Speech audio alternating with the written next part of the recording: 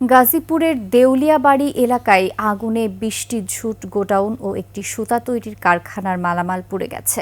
খবর পেয়ে ফায়ার সার্ভিসের ৬টি ইউনিট আগুন নিয়ন্ত্রণে কাজ শুরু করে। প্রায় ২.৫ ঘণ্টার চেষ্টায় আগুন নিয়ন্ত্রণে আসে। গাজীপুর প্রতিনিধি অপূর্ব রায়ের তথ্য ছবিতে দেখুন ডেস্ক রিপোর্ট। সকাল ১১টা ৫০ গাজীপুরের দেউলিয়াবাড়ি এলাকায় একটি ঝুট গোডাউনে আগুন লাগে। মুহূর্তে সেই আগুন পার্শ্ববর্তী গোডাউন, বাসাবাড়ি ও একটি সুতার কারখানায় ছড়িয়ে পড়ে। সানবিট সব দিবে সামাল। সানবিট ম্যাজিক প্রেস ডিশওয়াশিং এর মাথা ঘোরানো সলিউশন। খবর পেয়ে প্রথমে কোনাবাড়ি ফায়ার সার্ভিসের ২টি ইউনিট ঘটনাস্থলে গিয়ে আগুন নেভানোর কাজ শুরু করে। পরে কাশিমপুর ও ভোগড়া মডার্ন ফায়ার সার্ভিসের আরও ৪টি ইউনিট আগুন নিয়ন্ত্রণের কাজে যোগ দেয়। এরই মধ্যে পুড়ে যায় অনেক মালামাল।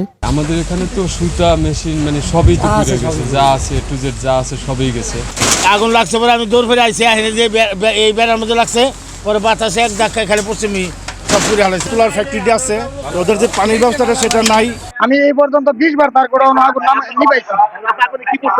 আগুনে আমার মনে করেন 2 কোটি টাকার উপরে মাল পড়ছে, আমার মার্কেট সুদ্ধা পুড়ে গেছে। ফায়ার সার্ভিসের লোকজন আইসা ওরা চতুর্দিক দিয়ে পানি মারা শুরু করে দিল, তখন আর কি নিয়ন্ত্রণের মধ্যে চলে আসলো আগুনটা। ফায়ার সার্ভিসের কর্মীদের ২.৫ ঘণ্টার চেষ্টায় আগুন নিয়ন্ত্রণে আসে।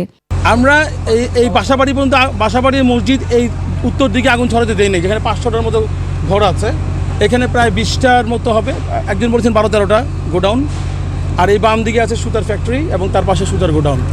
এইগুলোই মোটামুটি পুড়েছে। আগুন লাগার কারণ তাৎক্ষণিকভাবে জানাতে পারেনি কর্তৃপক্ষ। Masuma Lisa, desk report, ২১ television.